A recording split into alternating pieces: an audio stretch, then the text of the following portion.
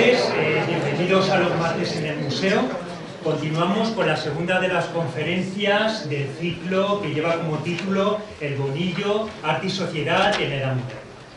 En la tarde de hoy nos acompaña Alejandro Jaquero Esparcia, es doctor en Investigación en Artes, Humanidades y Educación por la Universidad de Castilla-La Mancha, donde defendió su tesis que llevó como título La teoría de la pintura versificada en España durante la Edad Moderna, siglos XVI al XVIII, de Pablo de Céspedes a Diego Antonio Rejón de Silva, obteniendo la máxima calificación académica, un sobresaliente cum laude. Actualmente trabaja como profesor contratado doctor en Historia del Arte en la Universidad de Extremadura. Se encuentra integrado en el equipo del grupo de I+D, Consolidado Patrimonio y Arte, Unidad de Conservación del Patrimonio Artístico. Sus principales líneas de investigación son el estudio de la literatura artística y la teoría del arte en la Edad Moderna. También ha trabajado el campo de interacción del texto y la imagen arquitectónica aplicado a la pintura mural de arquitecturas fingidas y efímeras. Y ha profundizado en el estudio de ediciones ilustradas de los siglos XIX y XX, de Edward Poets, y es uno de los comisarios de la actual exposición temporal que tenemos en el Museo de Albacete, titulada Calsina, la mirada irónica, junto a los doctores Fernando González Moreno, que nos acompaña esta tarde, y también la doctora Margarita Riga. Como parte de su formación investigadora, pues ha tenido diferentes estancias en la Fundación Nemofonte de Florencia y en el Instituto Alemán de dicha ciudad. Y esas investigaciones las ha traducido a varios artículos de investigación que ha publicado tanto en congresos nacionales como internacionales. Entre sus publicaciones, pues bueno, destacan un nutrido grupo de artículos que se pueden consultar en revistas científicas y ustedes las pueden ver en la base de datos de ANNET, pero sobre todo quería señalar uno de ellos publicado en la revista Boletín de Arte de la Universidad de Málaga, donde estudió uno de los cuadros que tratará esta tarde, la Magdalena Penitente, que atribuye a Andrea Bacaro. Además, bueno, es autor de la monografía Poesía con fines didácticos sobre las artes, génesis y recepción en la España de la modernidad, editada por la Universidad de Murcia en el año 2019. Esta tarde nos va a hablar sobre la colección pictórica de la iglesia de Santa Catalina del Bonillo y sus grandes maestros, el Greco Vicente López y Andrea Bacaro. Son cuadros que se pueden visitar en el Museo del Santísimo Cristo del Bonillo. Y es un tema que conoce muy bien, ya que en 2022 lo publicó en una monografía que fue coordinada tanto por él como por la profesora Silvia García Alcaraz, titulada Arte y Devoción en Castilla-La Mancha durante la Modernidad, perspectivas interdisciplinares en torno a la Villa del Bonillo. Fue editada por la editorial Siles y sufragada por el Ayuntamiento del Bonillo, donde participaron pues, bueno, un grupo de profesores de varias universidades españolas, también investigadores independientes, y entre ellas la doctora Carmen Hernández, que será la próxima conferenciante del día 31 de octubre y la que cerrará este ciclo de conferencias dedicado al Bonillo. Y nada más, les dejo con el profesor Alejandro Jaquero y desde el Museo de la Asociación le damos las gracias por su asistencia. Muchas gracias.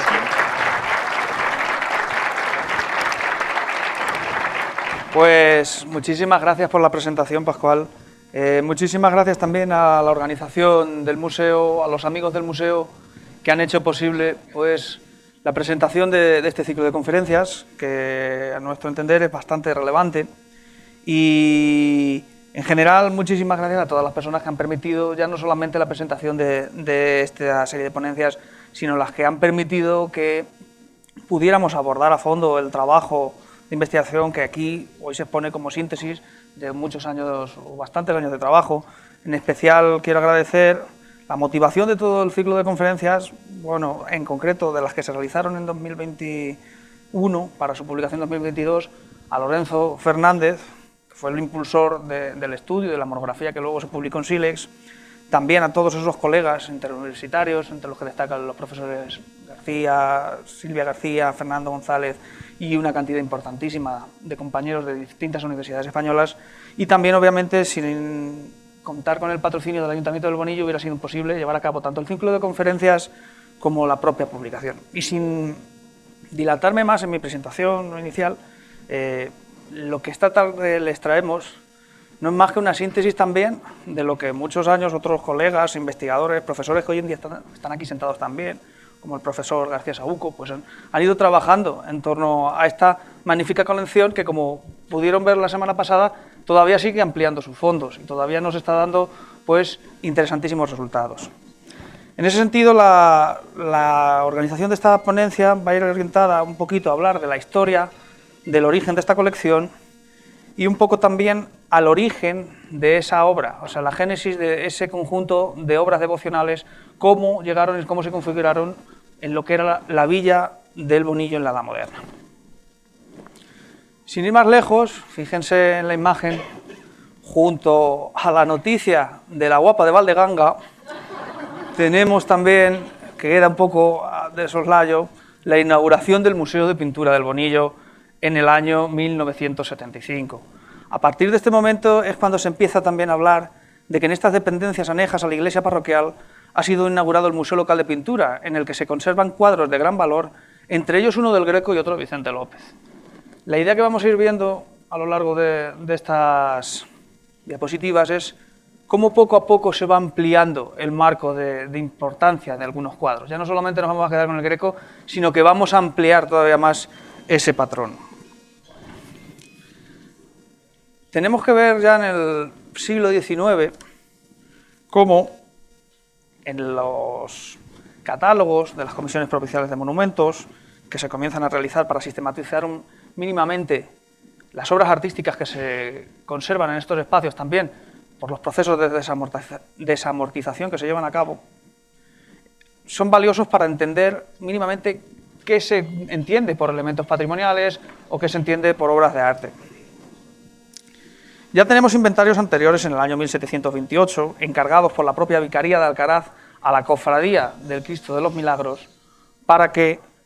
de esa forma haya una mínima sistematización de las obras que existen y haya un orden y un control sobre las obras y los monumentos. También en el templo existen los propios libros de fábrica y los propios inventarios que se generan para tener un mínimo control de esas obras. Y es curioso que en las respuestas de la localidad que da el Bonillo a la encuesta de la Comisión Provincial de Monumentos de 1844, se responde que las pinturas, a la pregunta de qué pinturas se encuentran en este templo, simplemente se dan algunas menciones sobre pinturas ornamentales, pinturas decorativas, intervenciones que se han hecho en el templo, pero no se da ninguna notificación en torno a que exista una pintura del Greco o que exista un Vicente López. No se tiene constancia ni valor de que estuvieran estas obras aquí. Eso no quiere decir que no estén, sino que no se las valora como tal. Tendremos que esperar al hallazgo del propio cuadro del Greco, el hallazgo o redescubrimiento, mejor dicho, que se llevó a cabo en el año 1928 por los miembros de la Comisión Provincial de Albacete, delegada por la Comisaría General de los Comités del Reino de Murcia para la Exposición Iberoamericana de Sevilla. Estas publicaciones han sido bien analizadas por García Saúco en un artículo publicado en Albacete, en las cuales se habla de cómo Ignacio Picasso, profesor de dibujo y escultor, o Abraham Ruiz, periodista, localizan encargados pues esta obra en el propio templo, colgando cerca de un pilar próximo a la torre. El impacto fue brutal en la prensa nacional, de lo que también han dado noticia algunos autores locales en publicaciones más modernas, pero también en la local. Aquí pueden ver, por ejemplo, cómo en el Diario de Albacete y en el Defensor aparecieron tanto fotografías como reseñas en torno a la importancia de esta obra. Nosotros nos quedamos con una de ellas en concreto, de José María Lozano, que se publica en el Boletín de la Comisión Provincial de Monumentos Históricos y Artísticos de Albacete, en el que se habla obviamente de la obra, de la importancia que tiene, y se da un dato bastante importante. Ello constituye un acontecimiento provincial y español. Es importante subrayar lo de acontecimiento español porque en estos momentos en la España del siglo XX, fijémonos, a comienzos del siglo XX, en la primera década, se ha inaugurado una exposición sobre la figura del Greco en el Museo del Prado, revalorizando su figura. También se va a hacer, en torno a su obra, una gran revalorización en este momento, porque en él se ve, o se intenta ver, mejor dicho, como han estudiado algunos historiadores, como Calvo Serrayer, las raíces o la identidad de la cultura artística hispana. Tanto en él como en Goya o Velázquez se justifica pues, esa raíz artística española. Y por eso es tan importante este hallazgo, y no solamente se limita al ámbito de la provincia de Albacete, sino que realmente es una referencia importante para el conjunto de España.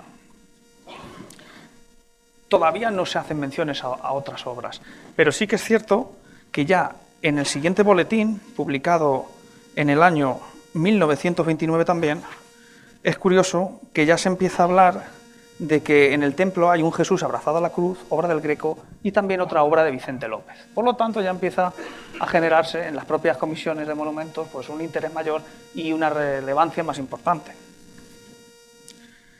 En este repaso bibliográfico no podemos dejar a un lado las aportaciones del propio párroco de la localidad, Leopoldo Gutiérrez Canales,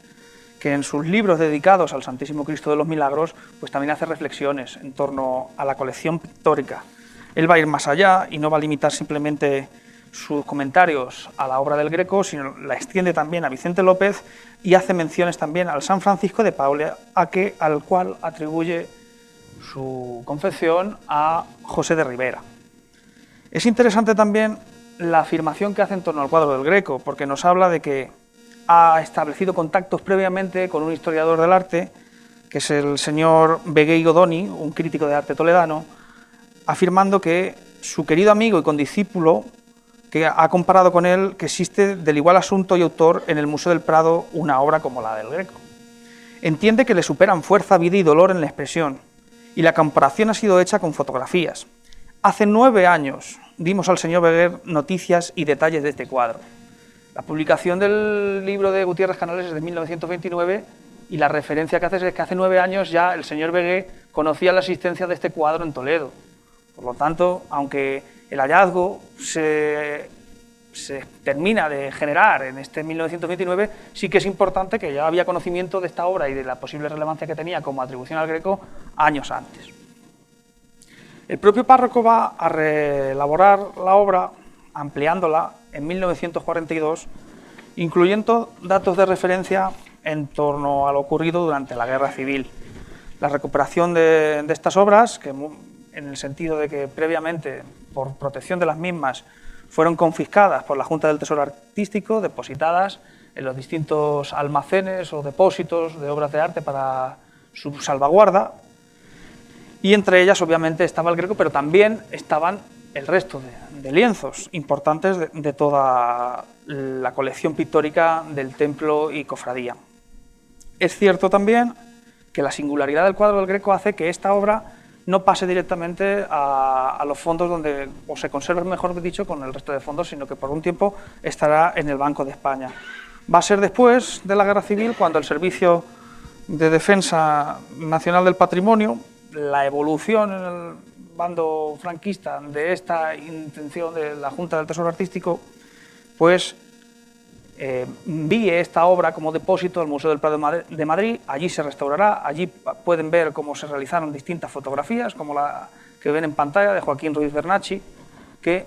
nos ayudan a comprender el lienzo fuera de su marco correspondiente y ayudan también a verlo en ese proceso de restauración. De gran importancia también para conocer más la obra es su presencia en el catálogo que se realizó por Francisco Javier Sánchez Cantón con el resto de obras que se quedaron en el Museo del Prado y que no fueron enviadas a Valencia y posteriormente a Europa para su salvaguarda, y que formaron parte de esa colección o exposición un poco improvisada de obras denominada De Barneda de Módena a Francisco de Goya, una especie de exhibición de la obra artística que había, o que quedaba, mejor dicho, en el Museo del Prado, y que Sánchez Cantón define como pocas manifestaciones del triunfo y de la paz de España serán más elocuentes que esta exposición de pinturas venidas de muy diversas comarcas españolas a alternar con los fondos antiguos de nuestro primer museo. Unas frases un poco forzadas, quizá, por la coyuntura histórica, pero que nos permiten ver que la obra del Greco pues, formó parte durante un tiempo concreto de interesantes e importantes exposiciones a nivel nacional. También tenemos documentación en torno a ese proceso en el libro de Gutiérrez Canales de la recuperación de la obra por parte del párroco para que regresase al templo de Santa Catalina. También lo hizo, no solamente con la obra del Greco, sino con el resto, porque conocemos, porque se deposita en el archivo del Museo de Albacete, un listado del resto de obras que estaban depositadas en concreto en el depósito de Fuensanta. Esas obras son, según se puede testificar, la escultura de la Hoy de Egipto, hoy en día desaparecida, las pinturas de San Antonio, una copia del Pasmo de Sicilia, que es el cuadro que pueden ver en pantalla, obviamente no existe esta obra como tal, el bautismo de Nuestro Señor, una santa, y Nuestro Señor con la cruz a cuestas. Todas las pinturas tienen marco, aunque deteriorado. Quizá esa copia del Pasmo de Sicilia, lo más cercano que tenemos posible, es esta anónimo, que es el Camino del Calvario, y que se acerca en ese juicio que se valoró en su día a la propuesta temática que tenemos en pantalla. Continuamos con la presencia de las obras en exposiciones y es necesario citar, pues obviamente, en esa fortuna histórica que conllevaron cada uno de ellos, los diferentes catálogos en los que han ido apareciendo y en los que han permitido documentar todavía más las obras. Y aquí debo citar de nuevo la labor de García Saúco en su constante difusión y divulgación de las obras en la provincia a través de los catálogos, las participaciones en Albacete Tierra de Encrucijada, donde ya realiza 2 fichas catalográficas para la obra del Greco y para la obra de Vicente López, en Los Caminos de la Luz, la magnífica exposición que se llevó a cabo en el año 2000, donde ya se recopilan no solamente los cuadros anteriores, sino también la obra de Rivera y la Magdalena, y más adelante otros catálogos que han ido apareciendo, también elaborados por él, como el de Fides, exposición con motivo del Año de la Fe, donde sí que es cierto que han aparecido otros cuadros menos citados y menos conocidos, como el Bautismo de Cristo o el Santo Tomás de Aquino, y mínimamente organizado por Lorenzo Fernández Díaz, con la colaboración de la parroquia, en la exposición de arte sacro en la Capilla del Santísimo Cristo de los Milagros, que es una sistematización de toda la información volcada en estos catálogos para dar una mínima información a los visitantes que se acercasen a ver las obras. Esto es un poco también el transcurso de cómo se ha ido viendo la obra, cómo se ha ido configurando la colección y cómo se ha ido entendiendo y comprendiendo. Hoy en día la obra sigue circulando y seguimos ampliando el conocimiento sobre la misma. El mismo cuadro del Greco ha formado parte de las exposiciones temporales del Greco, Los Pasos de un Genio, en el Museo de Zaragoza, una exposición comisariada por Palma Martínez Burgos y Juan Antonio García Castro, y actualmente se encuentra la obra del Greco nuevamente en una exposición en Roma, comisariada por Alessio Geretti y que se titula I Cieli Aperti, el Greco a Roma, en la Chiesa de Sant'Agnese in Angone, que es realmente una maravilla, es una exposición muy coqueta y donde sí que podemos encontrar no solamente la obra del Bonillo, sino otras obras del Greco bastante singulares. Por lo que respecta al conocimiento, todavía a nivel teórico y de fuentes, pues obviamente no podemos pasar por alto las perspectivas locales, marcadas muy importante la obra de Fernández Chillerón, en torno a esa fortuna del Greco durante la guerra, en el Greco del Bonillo, crónica de un hallazgo y crónica también de un movimiento pues fortuito de arriba abajo, de Madrid al Banco, y un ir y venir de la obra. Y también en ese aspecto de la religiosidad popular y de la historia social, la religiosidad del Bonillo en la Edad Moderna por parte de Lorenzo fue importante para ver algunos de estos cuadros, también sintetizar parte de esa información. Pero la obra del Greco también ha formado parte de exámenes más rigurosos en el libro de Miguel Cortés, del Fuego Griego, en la obra de Pedro Miguel Ibáñez, del Greco en el laberinto, y como referencia el libro que citaba Pascual Clemente al comienzo de esta introducción, que, aunque algo extensa, es necesaria para comprender que si bien se funda este museo de colección en 1975, durante todos estos años ha permitido pues, continuar avanzando en su investigación y profundizando en diversos hallazgos como lo de las tablas, atribuidas a Juan de Borgoña, también a Lorenzo de Ávila ahora también, que se estuvieron exponiendo la semana anterior. Vamos ahora directamente a la génesis de la colección, es decir, al origen de todas estas obras. Y el origen no es otro que la religiosidad y la fe. Todas estas obras formaron parte en un momento o bien del ornato del templo o de las devociones particulares de los creyentes de la Villa del Bonillo. De hecho, Carmen Hernández expondrá la semana que viene ese conjunto de ideas y ese sustrato social que hacen que se genere toda esa colección de arte a través de láminas, a través de pinturas en las diversas casas del Bonillo. Pero ese contexto social, obviamente motivado por un panorama totalmente de ruptura con la tradición, generado también por la Reforma y obviamente por el ámbito contrarreformista y todos los postulados surgidos de Trento, hace que se amplifique todavía más la necesidad de la imagen religiosa a la hora de divulgar la fe y consolidar la fe entre los creyentes. No solamente eso, tenemos un caldo de cultivo importantísimo en la España del siglo de oro,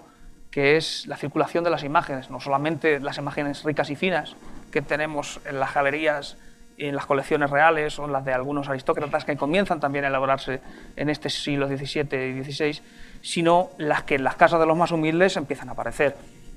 En un relato de Lope de Vega, que nos sirve para medir esa realidad social de la comedia de la viuda valenciana,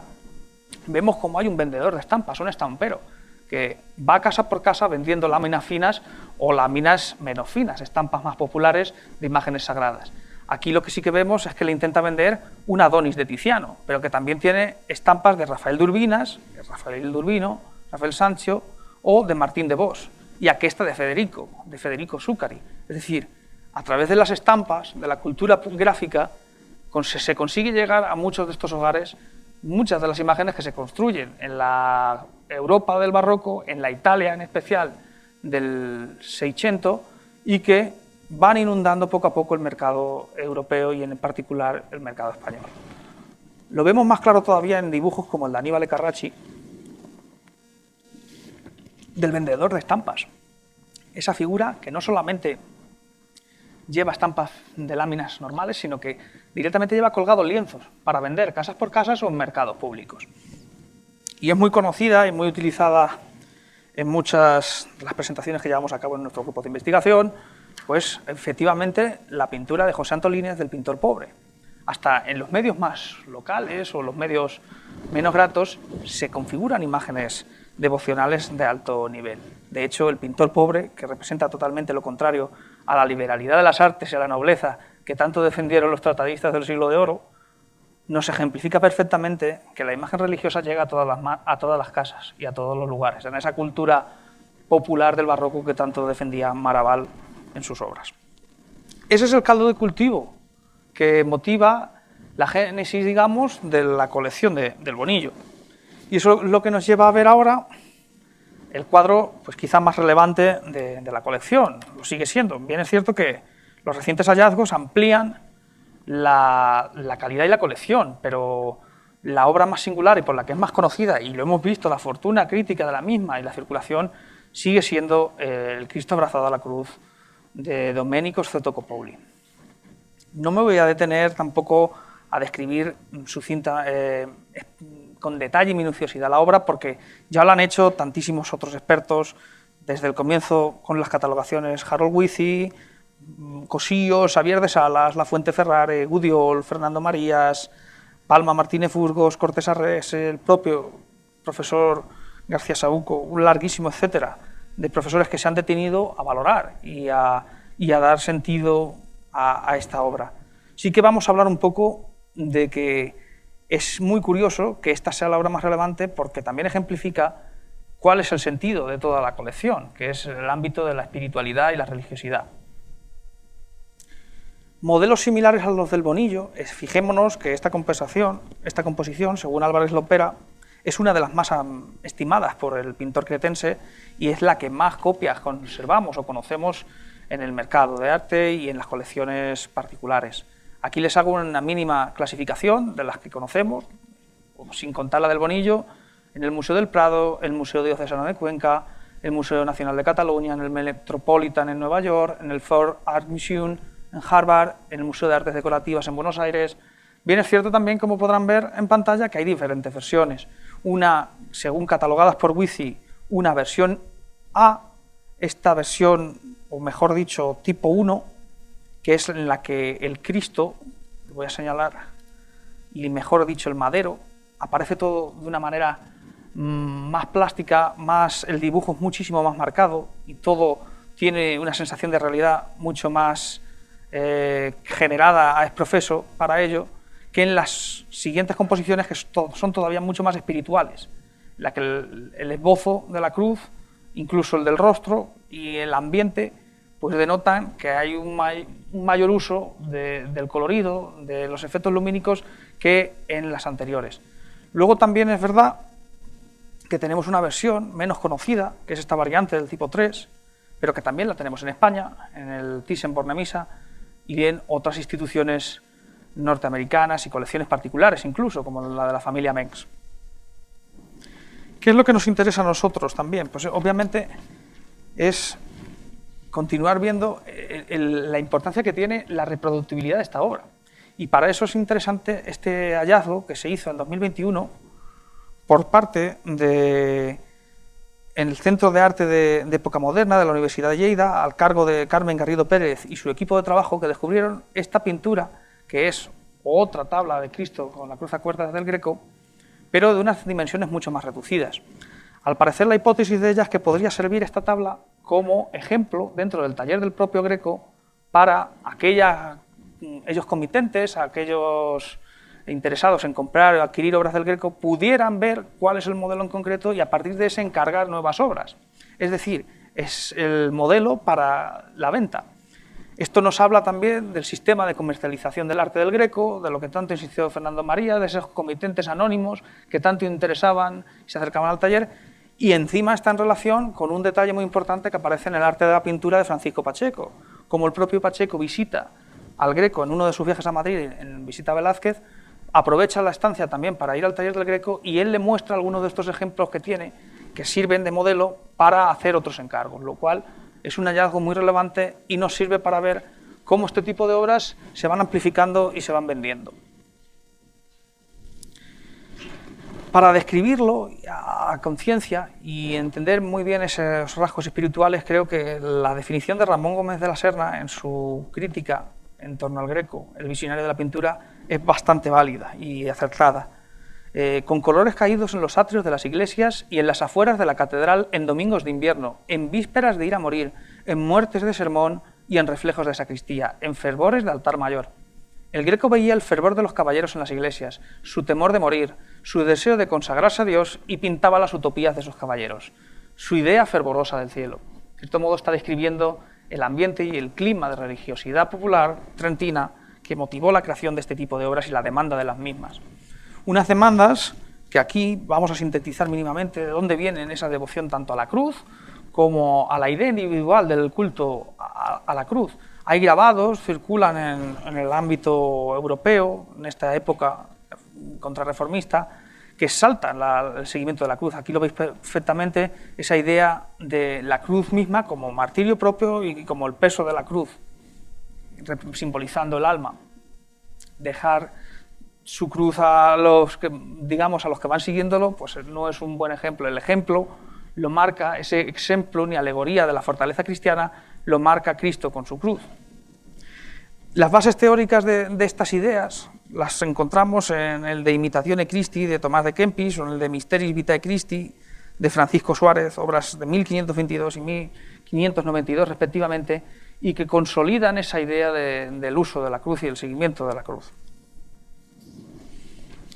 Más específicos todavía, algunos relatos, como el que encontramos en el frontis de esta obra del venerable padre San Juan de la Cruz, y ese culto a la cruz y el culto a la imagen religiosa, que queda perfectamente ejemplificado en esta imagen, en la que el propio San Juan de la Cruz entabla un diálogo místico con un Cristo con la cruz a cuestas. Es también singular el caso de que sea Diego de Astor el grabador de esta obra. Diego de Astor fue un artista que también grabó mucha de la obra del Greco para darla a conocer y difundirla. ¿Qué ocurre? Que durante el clima de fervor generado durante la Edad Moderna, estas obras tienen su sentido espiritual, pero claro, avanzando en el tiempo pierden su lectura iconológica, mejor dicho, y pasan a integrarse como una obra de arte más, y de hecho lo vemos incluso en composiciones en fotografías como estos aposentos del rey Carlos II de Alemania, que el cuadro pues, no deja de ser otro crucificado más que podríamos tener nosotros en nuestras habitaciones antiguas o nuestras cámaras. Aquí forma parte también, lo que pasa es que, claro, es la obra del Greco, tiene algo más de dignidad. Algunas consideraciones finales en torno al cuadro y que nos van a servir para ver las siguientes imágenes son la fortuna de su llegada al Bonillo, que también ha sido estudiada por historiadores locales. En torno a Fernando de Chillerón demanda esos conocimientos que se pueden extraer de los testamentos del siglo XVIII y XVII, que pueden hablarnos de cómo llega a la Villa del Bonillo y cómo se termina integrando en el propio templo de Santa Catalina y al final en el espacio de la cofradía, o el propio Lorenzo Fernández en su estudio sobre el testamento de Pedro López de Segura. Lo que es cierto es que no vamos a saber a ciencia cierta cómo llega el cuadro. Sí que es cierto que llega de esas conexiones y esos trabajos dentro del arzobispado de Toledo que el Greco va diseminando por todo el espacio diocesano. Lo que sí que es cierto y es realidad y es necesidad actual es que las personas que ostentan el cargo y la gestión de estas obras sí que tienen que velar por que sean conocidas, sean divulgadas, sean conservadas y por lo tanto estén en los espacios de difusión de los círculos patrimoniales y sean explotadas también por gestores del patrimonio con formación, para que de ese modo se genere un conocimiento mucho más rico en torno a ellas. Eso yo creo que es especialmente necesario. Sin ir más lejos, continuamos con la cruz, y es muy importante en el resto de obras que configuran la colección el Cristo de los Milagros. En torno a la configuración de la obra de Vicente López es especial toda la tradición iconográfica que se genera previamente a la obra de Vicente López. Esta imagen que ven de Luis Escobar pues, ejemplifica pues, esa devoción al culto del Cristo de los Milagros, pero en el templo de Santa Catalina podemos encontrar muchos otros ejemplos más.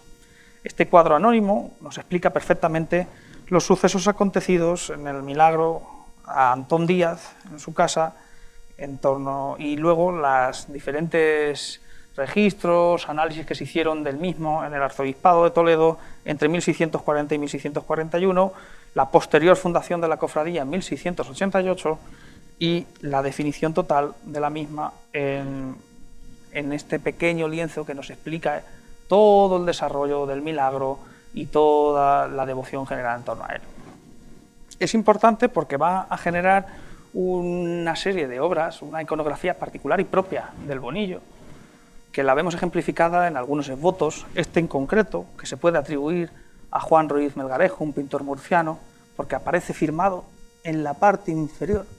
Algunos autores están especulando que no hace mención directamente al pintor, pero en principio esa atribución es posible porque la tenemos el nombre justo en esta parte inferior. Este milagro de Antón Díaz, Antón Díaz y el Cristo de los Milagros, con unos devotos, pues ya nos ejemplifican cuál es la composición básica. Encontrar al Cristo rodeado de una serie de estampas populares, en ese espacio doméstico. Lo vemos todavía más claro aquí en esta reinterpretación del Cristo de los Milagros junto a Blas Carrascosa, en la que lo que estamos viendo es esa ejemplificación de las gracias que pueden dar los donantes por los milagros acontecidos gracias al Cristo de los Milagros. Él le dedica a Blas Carrascosa del hábito de San Juan, leo la cartela que ven en esta parte inferior, presbítero, natural de la Villa del Bonillo y prior de la parroquia de San Juan de Letrán de Cuenca, estando enfermo y recibiendo los santos sacramentos, se encomendó al Santísimo Cristo de los Milagros y ofreció un novenario de misas. Inmediatamente quedó sano en el año 1737. Inmediatamente no lo sabemos si fue inmediatamente la curación, pero ya se está generando ese culto y esa devoción a la figura del Cristo de los Milagros y por lo tanto también se está fijando en iconografía que termina de traducirse en la obra de Vicente López. La obra de Vicente López, del Milagro del Cristo del Bonillo, datada en torno a 1810, también es un ejemplar magnífico de la pintura religiosa, en la que vemos perfectamente, con las características y habilidades técnicas que demuestra el pintor, la composición de todo ese espacio y qué podemos destacar además dentro de toda esa realidad. Quizá nos vamos a quedar también, por las curiosidades que presenta, la opinión que vertió el crítico de arte José Crisanto López, admirando toda la obra, pero lamentando de nuevo los aspectos de la conservación, porque por lo visto en 1965 la obra se limpió por algún particular de la localidad con una solución cáustica, generándole tremendos daños. Entonces, el crítico de arte José Crisantos advierte de la necesidad de ser prudentes a la hora de tratar las obras de arte. Eso por un lado. También tenemos importantísimas opiniones en torno a la obra por José Díaz, el autor del catálogo de la obra de Vicente López, hablando también de la importancia que tienen los diseños preparatorios de la obra. Generando estos diseños se encuentran en la Biblioteca Nacional de España y, como pueden ver, sirven también para configurar en parte la creación artística. Y por otro lado también tenemos las descripciones generadas por el profesor García Saúco, que pone en relación también la obra con otro cuadro, también de Vicente López, que se encuentra en la localidad vecina de Alcaraz. No me quiero detener mucho más sobre el cuadro, van a tener la oportunidad de verlo en la colección, pero realmente es una obra admirable. Fíjense también en los detalles metapictóricos de la decoración, porque hay una serie de estampas populares que medianamente se pueden definir. Si las leemos de izquierda a derecha y de arriba a abajo, podemos observar mínimamente, yo aquí lo veo regular, ustedes lo verán peor. De izquierda a derecha y arriba abajo, como digo, hay una Virgen con el Niño, una imagen de Nuestra Señora, un varón de Dolores y un Cristo yacente, en esta parte inferior. El resto de estampas están algo más cubiertas, pero sí que podemos atribuir mínimamente la imagen de un Nazareno por esta parte y quizá un éxtasis de San Francisco. Todo ello cultos devocionales muy particulares y que enfatizan todavía más esa idea de religiosidad íntima y propia en el espacio doméstico. Pasemos ahora, estaba fuera del cartel o del título de la ponencia, pero me resulta interesante hablar de esta obra atribuida a José de Ribera, este San Francisco de Paula. Es interesante también porque, de hecho, García Saúco lo define como, siguiendo a José Nicolau y a Pérez Sánchez, a una copia del mismo ejecutada por Ribera que se conserva en el Hermitage de San Petersburgo. También otras variantes conocidas en la propia Catedral de Toledo y, si no me equivoco, también menciona una obra de identidades características similar en el convento de Carmelitas de Caudete. Como vemos, la difusión de esta composición es bastante difundida y conocida. Se conservan muchísimas otras copias más. De hecho, el original es de Ribera, se puede datar en torno al año 1636, según el catálogo de Nicolás Espinosa, o en torno a 1640. Y sí que es cierto que encontramos variantes. Quizá la obra directamente de San Petersburgo nos genera dudas por algunos detalles, por ejemplo, en la cartela donde aparece el Cáritas, esta imagen de San Francisco, venerada también como una obra obviamente de admiración a esta figura santa, pero de características también muy domésticas, hablando de la humildad y de la caridad cristiana. Se asemeja quizá más a esta otra que tenemos en el Museo del Folk Art Museum de Harvard, donde la cartela sí que compone, si fijáis en las letras de las Cáritas, no están totalmente en la misma línea. Aquí sí que el modelo sí que se acerca más a la composición que tenemos aquí. Y de hecho hay un grabado, porque también es importantísimo aquí la cultura gráfica de Ribera, en el que sí que se aprecia la composición de las letras en una estructura similar al cuadro que tenemos en el Bonillo. Esta obra tiene una difusión enorme y la composición es harto repetida y copiada y recopiada en todo el contexto español. De hecho, si hoy miramos el mercado de arte, todavía encontramos obras en torno a este San Francisco de Paula. El caso es que la que conservamos en el Bonillo es una obra notable, algunos efectos lumínicos, no es de las mejores obras que tenemos en la colección, pero sí que es cierto que es relevante. No carece de valor, muchos elementos en la aplicación del colorido, los efectos lumínicos y el grado de imitación, pero sí que es cierto que no llega al grado de magnificencia de otras que tenemos. Pasamos ahora a estudiar con más minuciosidad el cuadro de la Madalena y expondremos mínimamente el método que seguimos en su momento para datar o atribuir, mejor dicho, esta obra al círculo de Andrea Bácaro. De hecho, es curioso porque la obra en un momento siempre fue definida como una santa y por algunos autores locales, como Játiva Moral, fue atribuida a Andrea del Sarto, entendiendo que era una buena Madonna de la escuela de Rafael y que podría atribuírsele a Andrea del Sarto. Los motivos de la atribución no los define en ningún sitio, pero durante mucho tiempo y hoy en día en la localidad todavía hay gente que conoce que la Madalena de Andrea del Sarto. Por su parte, García Saúco, cuando publica la ficha catalográfica de la obra en el catálogo de los Caminos de la Luz, sí que da detalles interesantes en torno a las posibles atribuciones. La enmarca en el ámbito de la escuela flamenca, por la carnosidad de la figura, pero sin descartar, y ahí está el marco de lo relevante, otros talleres meridionales del ámbito italiano y del ámbito español. Eso nos hace plantear una hipótesis nueva, la vinculamos mucho más con las formas y la manera de trabajar de los artistas italianos, y en un primer momento pensamos en hacer una atribución a la obra de Guido Reni. Nos parece una obra perdida o en esa identidad de la cantidad enorme que hay de trabajos de Guido Reni en torno a la Madalena y en la que encontramos muchas concomitancias con los originales renianos. Puede ser posible porque, obviamente, los modelos de Reni llegan a España en el siglo XVII, el comercio es importantísimo, no solamente llegan los modelos, llegan las copias, llegan también los grabados. Conocemos que en las colecciones de los aristócratas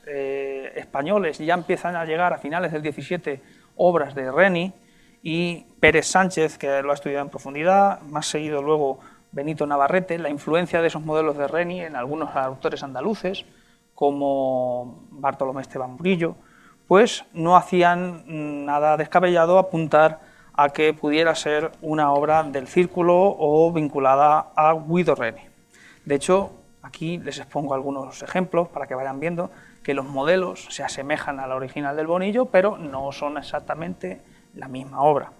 Esa mirada en arrobo, que también define Pérez Sánchez, es muy característica de la obra de la Madalena, y algunos elementos lumínicos, sobre todo en el pelo. Los efectos lumínicos que se plasman aquí los vamos a ver también en la Madalena del Bonillo.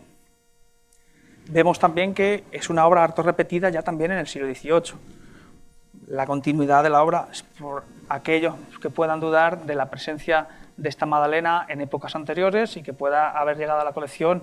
en épocas posteriores, en el XVIII o ya incluso en el XIX. En cualquier caso, los modelos renianos siguieron siendo utilizados en España durante toda esta época, y también la cultura gráfica en torno a los mismos. Tenemos muchísimos grabados que representan las figuras de la Madalena. Y no debemos de descartar también en esa influencia de Reni las características a la hora de representar a las mujeres, porque incluso en imágenes que son personajes históricos, aquí pueden ver una imagen de la Lucrecia dándose muerte, la forma es exactamente igual. Si nosotros cambiásemos algunos elementos iconográficos y la composición, estaríamos ante otro cuadro de la Madalena. Eso es lo que nos llevó a nosotros en un primer momento, viendo que no había unas concomitancias claras con la forma de Reni, es hablar de la posible influencia de discípulos dentro de la obra de Guido Reni. Rastreamos los catálogos y los trabajos de Giovanni Andrea Sirani o su hija Elisabetta Sirani buscando concomitancias, pero no encontramos un referente claro. Entonces ya nos fuimos a autores más concretos que la obra de Reni les había influido bastante en el ámbito italiano, y ahí sí que encontramos la obra de Andrea Bácaro. A partir de aquí vamos a ir poco a poco construyendo también el proceso de atribución que fuimos generando en su momento.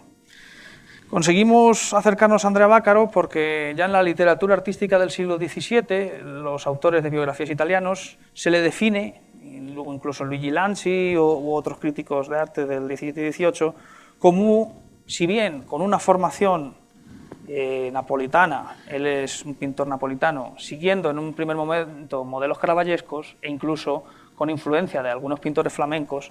un viaje formativo a Roma le hizo cambiar totalmente su manera de ver la pintura y ser un imitador férreo de las obras de Guido Reni. Eso lo vemos en algunos ejemplos suyos de Madalenas, también de diferentes composiciones, como la que se conserva en la Galería Regionale del Palazzo Batellis de Palermo, que es idéntica a la que conservamos en el Palacio de Liria, también de Andrea Vaccaro,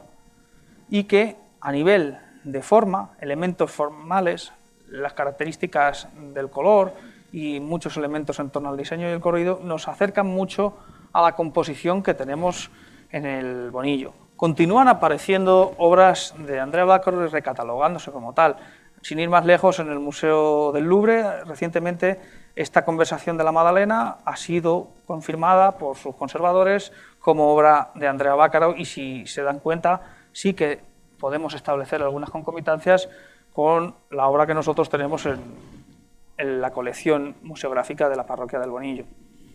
Y también vemos que dentro de la obra de Vaccaro no solamente hay influencias de Reni, sino que también tenemos influencias de otros pintores napolitanos, como españoles afincados en Italia, como José de Rivera, que influyen en el tratamiento y en los modelos compositivos que se generan en este periodo. Pero sin duda quizá el motivo más importante para datarlo correctamente fue la manera en que el autor firmaba sus obras. No todas ellas las firma de igual manera, pero muchas de ellas sí que se firman con un elemento, una firma característica que es un monograma en el que una A y una V se cruzan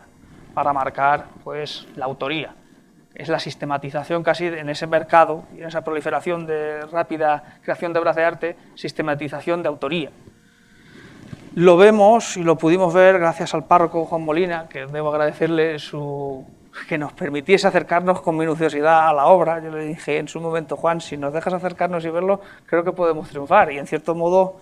triunfamos, porque localizamos la firma muy deteriorada, con unas craqueladuras enormes, con una falta abrumadora de una limpieza importante y restauración en la obra, pero que nos permitió determinar la firma como la observamos en otros ejemplares de la obra de Andrea Vaccaro. Esta confirmación también no quisimos detenerla solamente en los aspectos formales, sino que también la comprobamos a través de la comparación con otros expertos en la obra de Andrea Vaccaro. Nos pusimos en contacto con la profesora Anna Stuck-Scala, que es profesora en la John Calvert University, una institución americana, pero afincada en Roma, una universidad privada, a la manera que existe Villa Itati en Florencia, gestionada por la Universidad de Harvard, y nos confirmó que por la situación de la firma y la calidad de la pintura era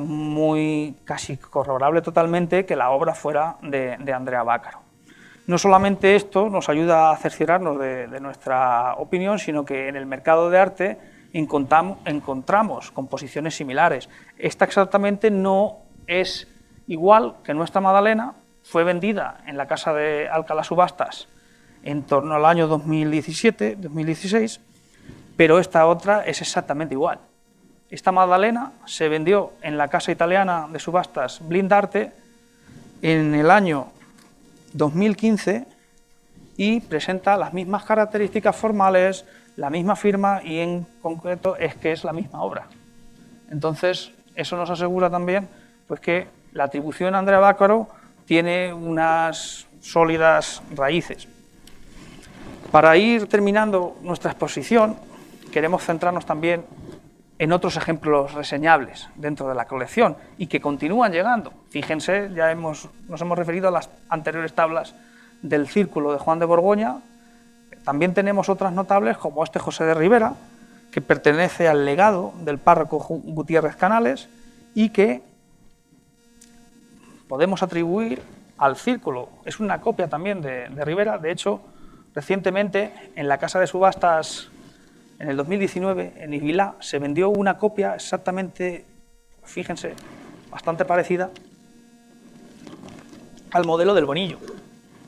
exceptuando algunos elementos simbólicos, como el gallo o la composición, pero lo que es la forma es exactamente la misma. Esta composición pertenece a un ciclo que ha estudiado Rafael Japón en el ámbito de la Catedral de Granada y que es un apostolado completo de José de Ribera, pero que tuvo una difusión pues, muy similar a la que en su momento también tuvo el San Francisco de Paula. Otras obras que también son relevantes, importantes, por las características de la religiosidad popular, por citarlas, simplemente esta Virgen de Sotuélamos, que es la manifestación pictórica de una obra escultórica, una imagen devocional. De hecho, en las estampas que se conservan de esta imagen se le conoce como abogada de los niños quebrados. Es importante porque a partir de esa devoción pues, se configura pues, ya no solamente a través del ejemplo plástico, pasa igual que esta obra también de la Virgen de Atocha, de Juan Carreño de Miranda. Es necesaria la plasmación plástica de la obra escultórica. Y para finalizar mínimamente, y para ver que no hemos terminado todavía de trabajar en la colección, les queríamos dar una mínima avance de por dónde van los trabajos de investigación que continuamos llevando a cabo en torno a la colección pictórica del Bonillo. Y para justificar, de hecho, lo mejor es un ejemplo del por qué hay que continuar investigando muchas de estas obras. Queríamos abordar este trabajo, lo estamos llevando a cabo junto al profesor González Moreno, en torno a este cuadro que nos pareció totalmente relevante. De hecho, es el que al comienzo de nuestra exposición denominábamos como la obra del Pasmo de Sicilia, pero que efectivamente pues, no es el Pasmo de Sicilia. Ojalá pudiera haber sido el Pasmo de Sicilia, pero también es relevante. De hecho, gracias a modelos gráficos que hemos encontrado a través de la búsqueda y de la investigación, pues lo podemos relacionar con, fíjense, una composición original del ámbito de la escuela flamenca y, en concreto, una pintura que en su momento se atribuyó a Anton van Dyck. Es importante porque, si bien aquí pueden ver ustedes el grabado completo, la obra es exactamente la misma. El problema es que en la obra del Bonillo no se ha terminado de configurar enteramente. Se han eliminado algunas partes para quedarnos con la escena central, pero vemos como el grabado lo que añade es este personaje, este soldado, en este escorzo totalmente musculado, este perrito, que también aparece y que en los otros casos no está, pero el conjunto de la puerta, la arquitectura, todos los soldados, este soldado a punto de azotar es exactamente el mismo. O sea que tenemos una obra nueva que la podemos atribuir perfectamente al taller pues, el taller todavía tenemos que dilucidarlo muy bien a quién, pero estamos claros que la influencia es del norte. De hecho, tenemos otro tipo de composiciones. Les voy a decir perfectamente, al grabado pertenece a Jan van den Hoek, es otro pintor flamenco que utiliza muchas de las composiciones de Anton van Dyck.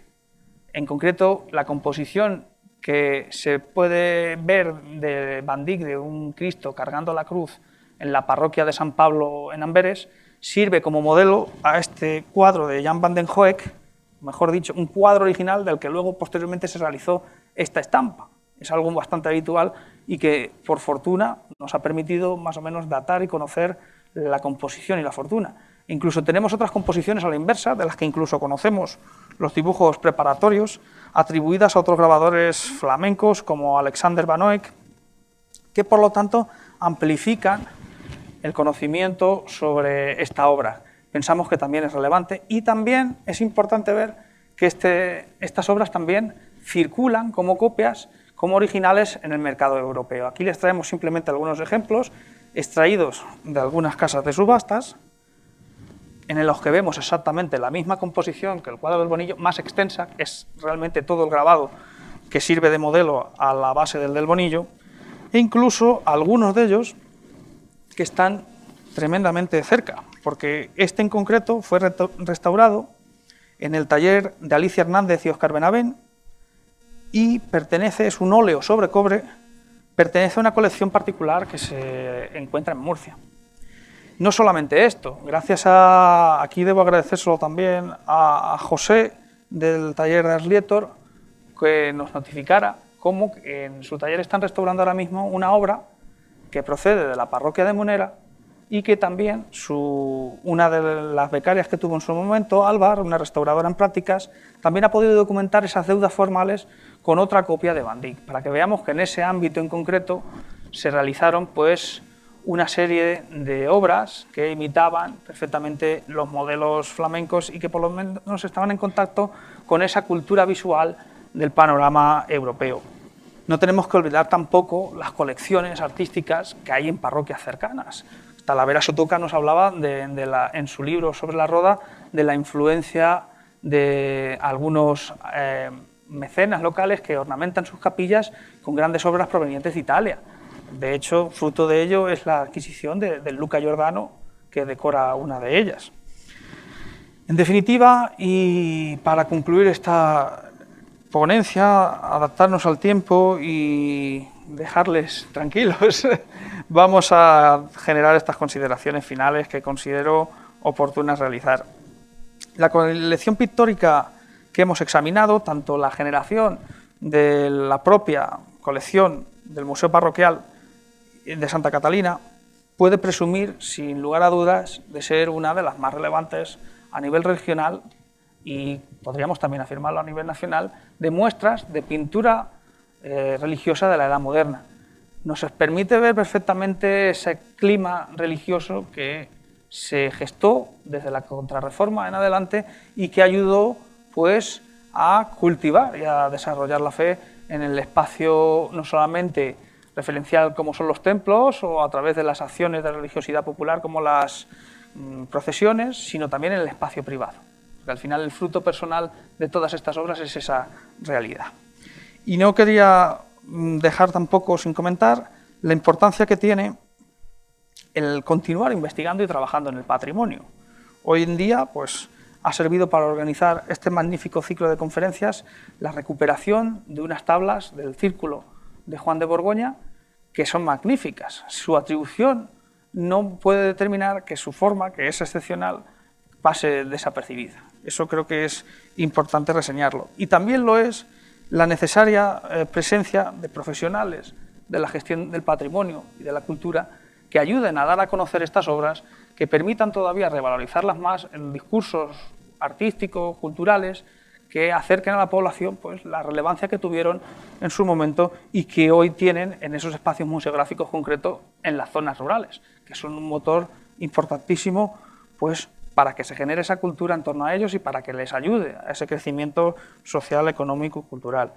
Y por mi parte, simplemente darles las gracias de nuevo a la organización de estas jornadas y estoy personalmente tremendamente agradecido por ello, esa formación que llevó a cabo desde mi formación en la Facultad de Humanidades de Albacete, mi paso en cierto modo también por toda la ciudad de Albacete, en el Instituto Parque Lineal y ya mi consecución en la Universidad de Extremadura, pero no me hacen alejarme de lo que ha sido mi formación en este magnífico ámbito laboral y académico.